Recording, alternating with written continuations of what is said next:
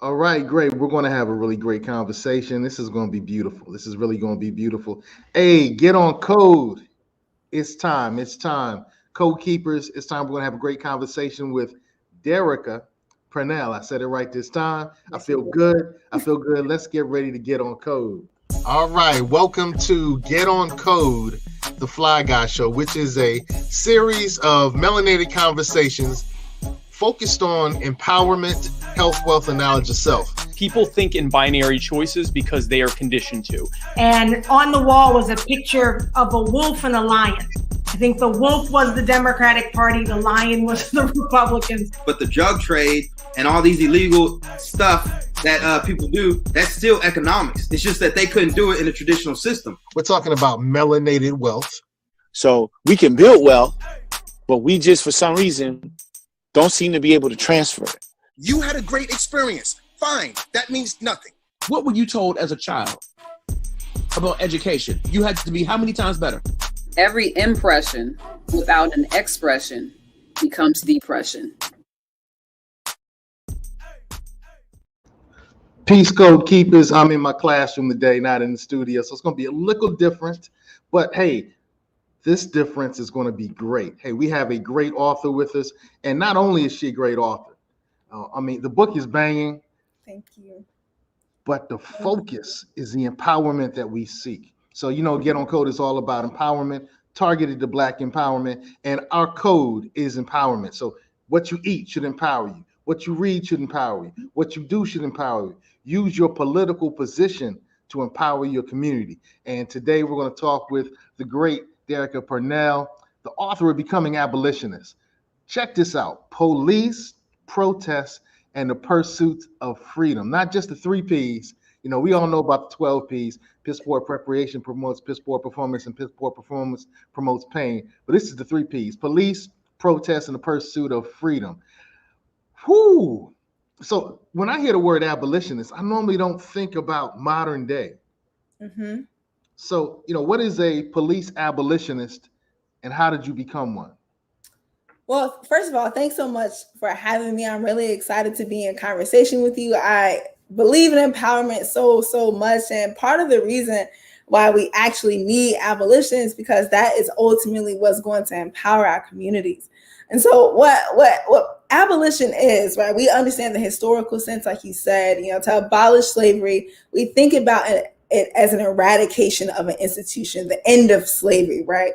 But slavery just didn't end. There were lots of other things that had to be put in place to make sure that Black people couldn't get re-enslaved, right? That Black people could get jobs. There was a brief Reconstruction era that made sure that Black people could work and build houses and move freely from the South to the North.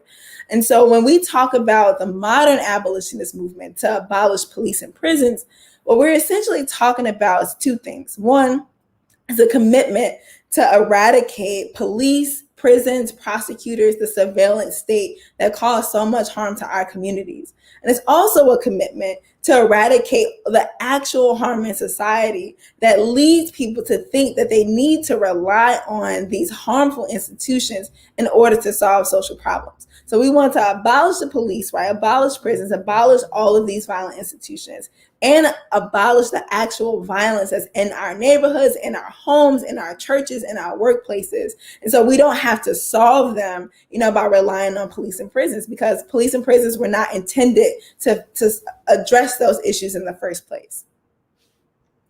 Wow. Okay. And like I said, when I think of abolition, an abolitionist, I think of, the enslavement of African people and indigenous people. So it's intriguing to apply that in a modern sense. And what we're looking at is a copy of her book, Becoming Abolitionist: Police, Protests, and the Pursuit of Freedom. We talked about the enslavement of indigenous Africans and African people here on the continent of in the United States of America. Is there a connection to the enslavement of our people, Jim Crow segregation, violent disruption of peaceful civil rights marches? What's the connection? What's the connection with police? Yes, of course. So if you think about any of those eras that you described, Jim Crow, the violent disruption of the civil rights marches, Nixon's war on drugs, the crime bill, any Black person should ask themselves, what side were the police on? Right? Were they on the side of the integrationists or were they on the side of the segregationists?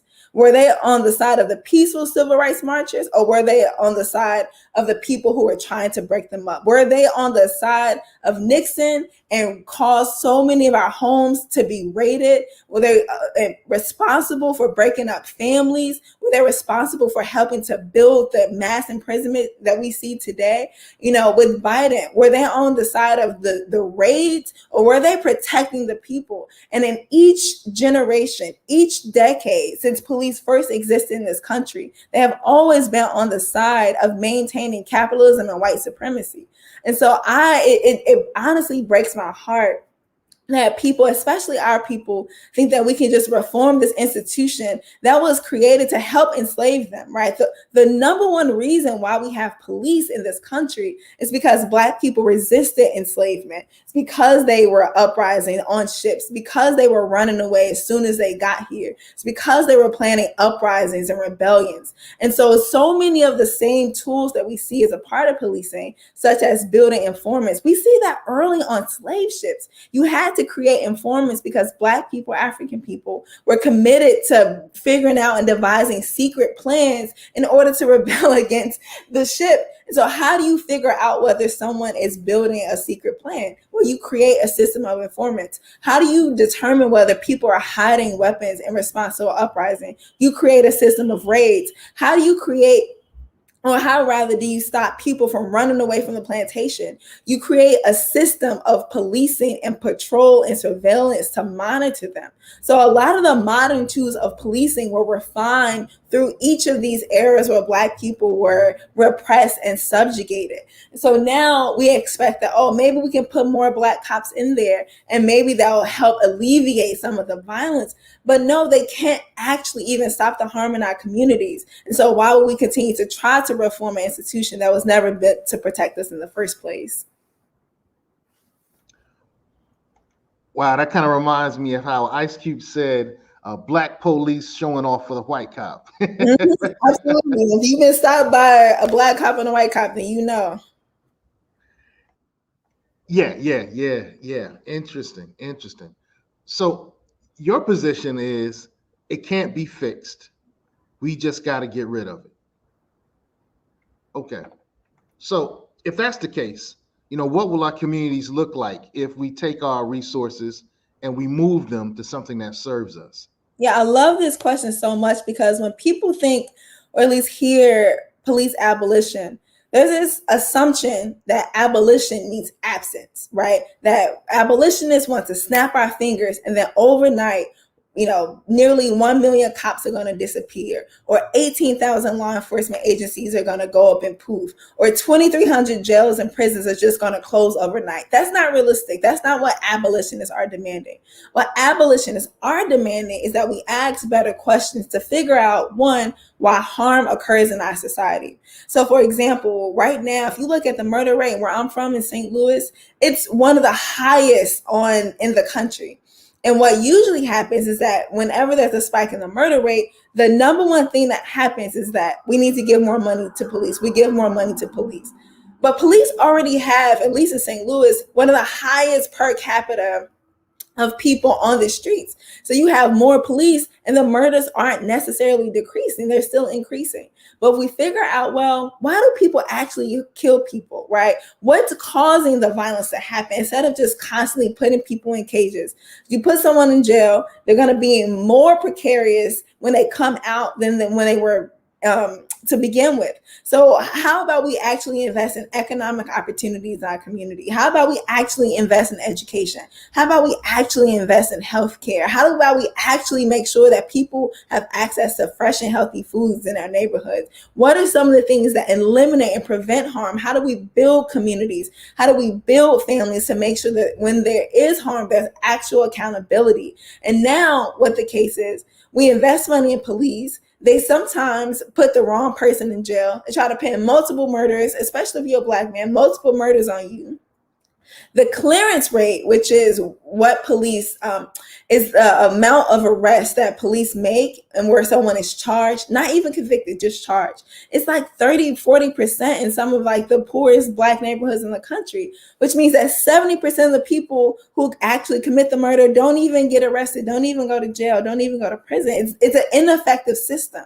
So if we actually want to get to the root causes of harm, we have to see, well, what's different about our communities and why is there this level of violence, which is not because we're Black, it's because we have the most amount of divestment in those neighborhoods. And we have to figure out how to make sure that there's a lot of investment because that's what's ultimately going to keep us safe.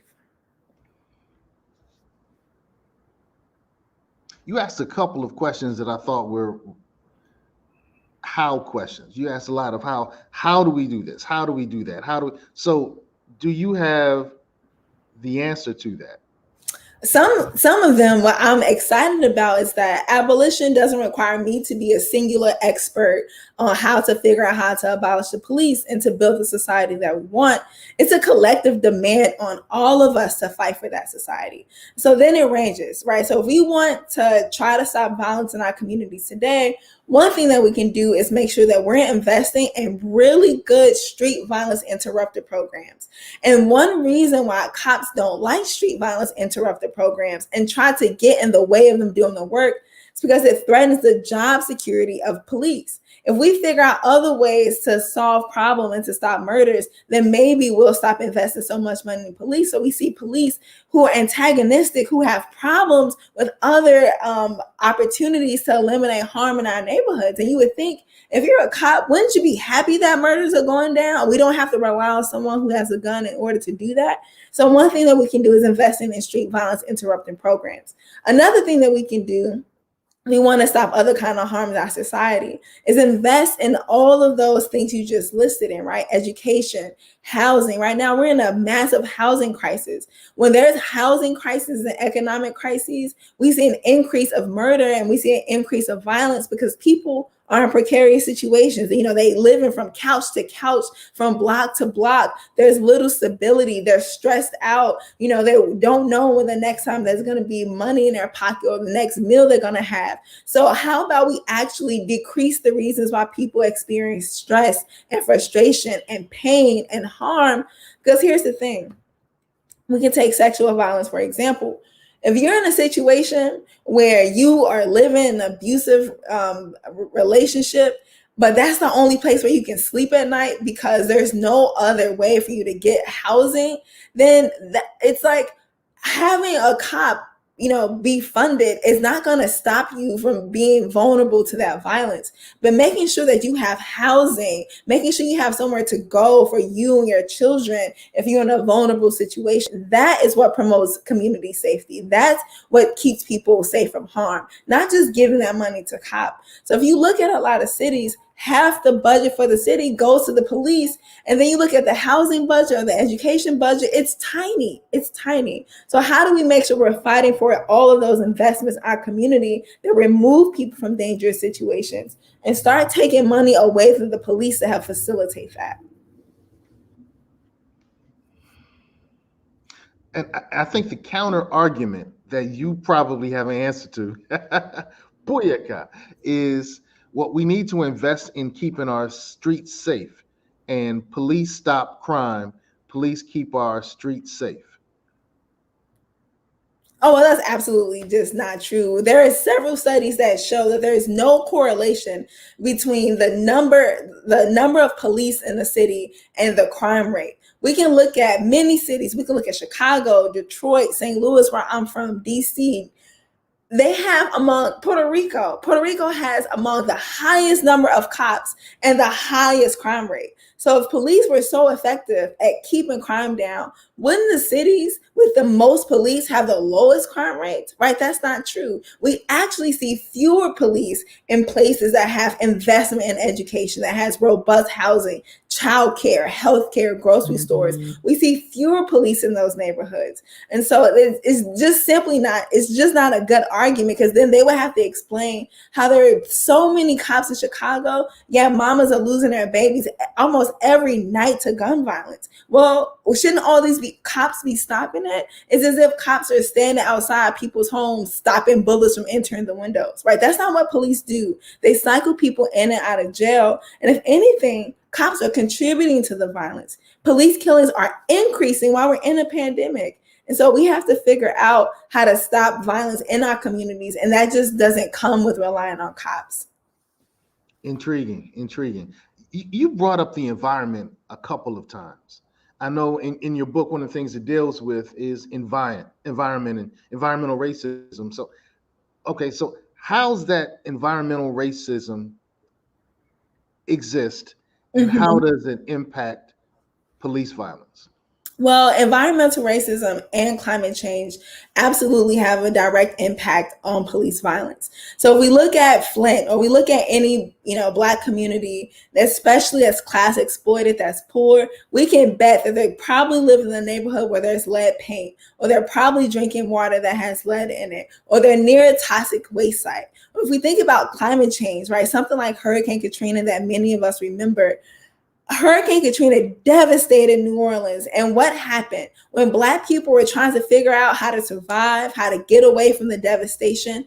The very first message from the police is that we will arrest you, we will stop you. Police didn't stop, white people who were armed with guns from shooting Hurricane Katrina victims. The very first institution that was built in the aftermath of Hurricane Katrina, according to Critical Resistance, was a jail. Right, while people were losing their homes, they decided, let's put people in a jail that's vulnerable to flooding, that's vulnerable to vermin, rats and roaches, skirmishing all around. And so the more that we're going to experience of environmental racism, we're going to see what happened historically, which is police is going to be on the side of the people who are making sure that Black people are vulnerable to environmental racism. So when Black people organize and protest and say, we don't want to drink lead-filled water, or we don't want to live in houses that have lead paint in the walls, or we don't want to live next to a toxic waste site, police are going to be the first responders to break up those protests and target those activists, right? When we see displacement and Black people being moved out of their neighborhoods because of climate gentrification, because now white people are going to start buying more homes and properties that are inland, because the coastline of the United States is going to start shrinking. We're going to see massive Black people displaced. Police are going to be there to keep them out of suburbs. Police are going to be there to round them up and put them in jails. So climate change and environmental racism are indispensable, because cops they're just going to be the primary thing that's invested in, instead of slowing down climate change and fighting the toxics in our community. One of the things that I love that you talked about earlier was fighting the toxins in our community. How do we address poverty? How do we address violence on women? How do we address domestic violence in general?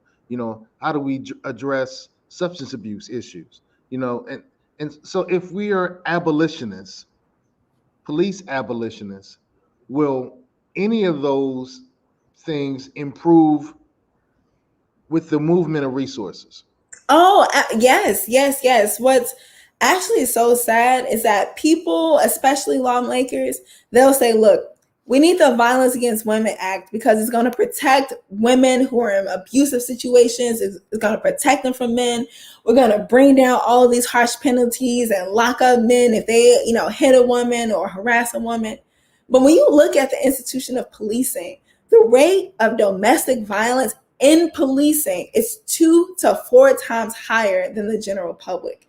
So many police officers perpetuate domestic violence. And this is the profession that we're relying on to rescue people from interpersonal harm, right? So if we want to actually fight and eliminate and prevent domestic violence, shouldn't we also be fighting to eliminate the institution that also perpetuates it?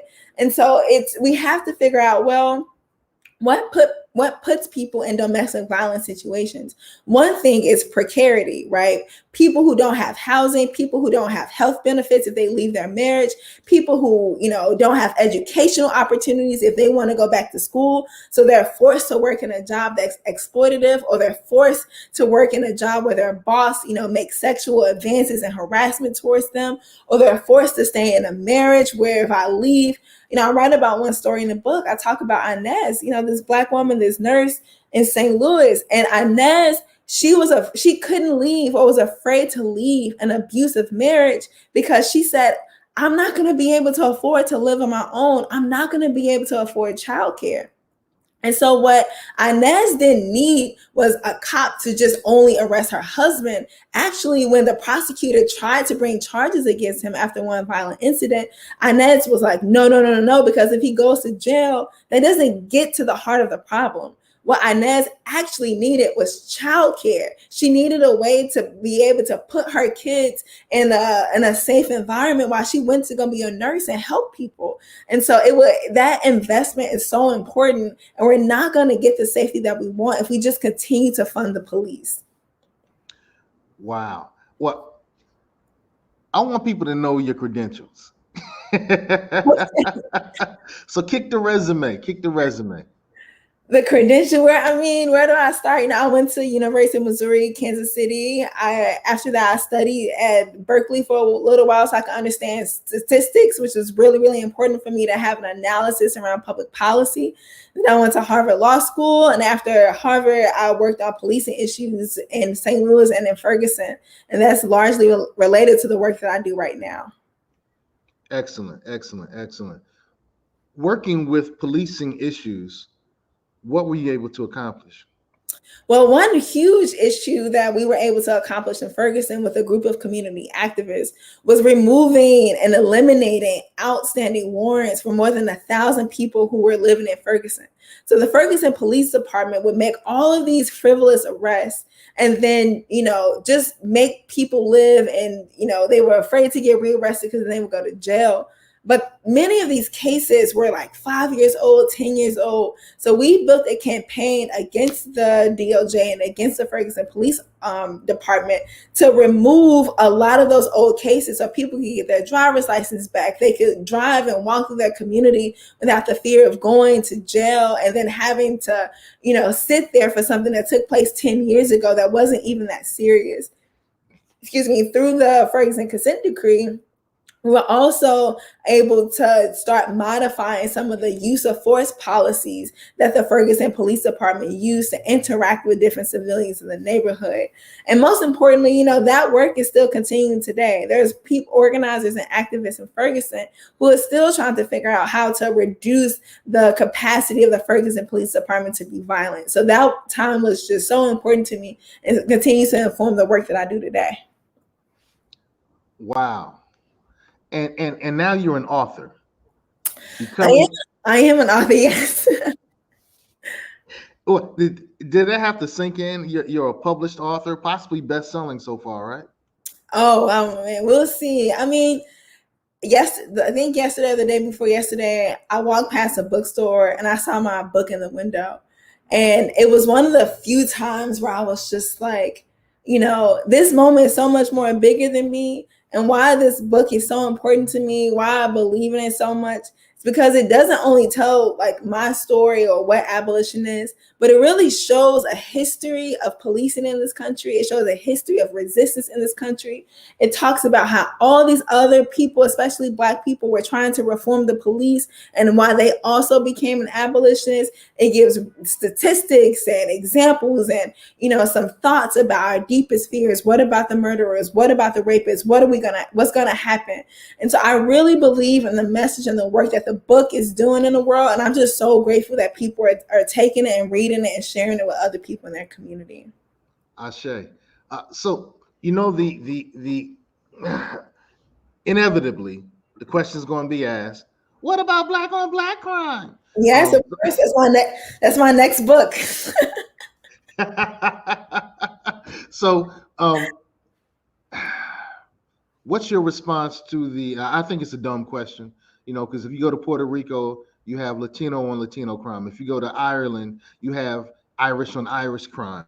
You know, it's you do crime against the people that are closest to you. But what's your response to that? What about black on black crime? Yes, I love this question. What you said is absolutely right. And I'm very serious. I'm working on a book right now called What About Black on Black Crime? And the reason why I'm excited about this book, because What About Black on Black Crime was actually used as a critique of police. And now it's being used against the activists, right? So, you know, people in the 40s and the 50s would say, police don't care about community-based violence. They only care about crime that's happening in white neighborhoods. What about crime in our communities? And so now this critique is being used against activists when actually was used against police. And so I think if we want to eradicate community-based violence, we can't rely on the institution that's violent in our communities, right? So you're going to rely on the same police department that kills about the same police that kill 3 or 4 people a day in the United States.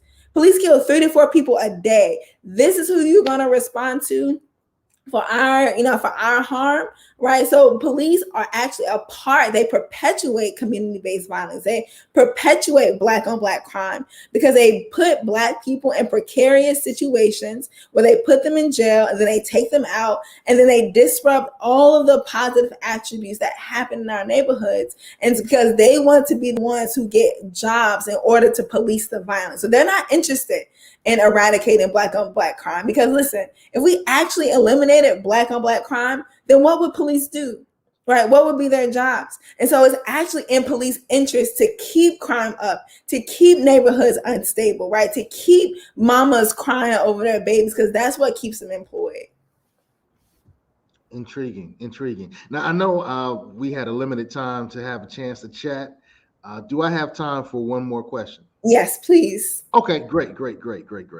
So this is the capstone question of this show. So what have you intentionally done differently from your previous generation to empower yourself, to make a better life? Oh, I love this question. The previous generation as a whole? Take it any way you want to take it. Wow. So I think the generation before mine was very excited to have, the first blacks, right? The first blacks in office, the first black police chiefs, the first black this, the first black that. And I think that's really important because we know the history of oppression and racism in this country keep black people out of institutions that we think are powerful and important. I think what I've done intentionally is let go of the idea that having more black faces in high places is going to save us. And I've actually learned that from people in the prior generation. It's something that I see myself as a part of that tradition. And so intentionally, I have stopped fighting for more diversity in policing as a way to save us. Because we, like you said, in Puerto Rico, that police department is Latino, and they still hurting people who are Latino on that island. So it's not enough that we fight for more diversity, right? And so intentionally, I've tried to resist diversity as something to improve policing because we know that it also doesn't work. But I love this question. And depending on the context, I have so many different answers, but mostly I feel a lot of gratitude for people in the prior generation who fought and struggled to experiment with building a different kind of society. And I hope that I'm making a lot of them proud. Wow. Well, I can tell you that the ancestors are smiling. They're smiling at your book. They're smiling at your efforts. So make sure you pick up Becoming Abolitionists, Police Protests, and the Pursuit of Freedom. We need to put an echo behind freedom. Yes. And please, if you can, please get it from a black bookstore. Please don't get it from Amazon if you can. Please support black independent bookstores wherever you are, whether that's Uncle Bobby's in Philadelphia or Loyalty in Maryland. Please try to pick that book up from a black-owned bookstore. I say that. Hey, you've been checking out the Get On Code show on the Our Black Empowerment channel. Today, we've been blessed. Oh, we did have a quick comment. She's making us all proud. Thank you for your work. I say that. Oh, I didn't see that earlier. I'm sorry about that. Didn't see that earlier. And I want to make sure that everybody knows who we're chatting with. Derecka Purnell, Becoming Abolitionist, police, protests, and the pursuit of freedom. Freedom. Had to put the echo behind it. Any last words from the great author? I mean, this has been such a rich conversation. I'm excited what people are going to think about the book. You know, like I'm just, very excited. So thank you so much for having me. I say that keep doing what you're doing, sister. Once again, the ancestors, the current, the yet born are all smiling about the things that you're doing. And hey, if you're watching, make sure you pick up the book, Becoming Abolitionists, Police, Protests, and the Pursuit of Freedom. Pick it up from your melanated bookstore, your black bookstore, your empowerment center. You know, they have them. If they don't have them, they'll order them for you. Yes. So make sure you do that. Hey, get on code. The code is empowerment. So get on code, teach the code, be the code. Peace. Bye. Thank you.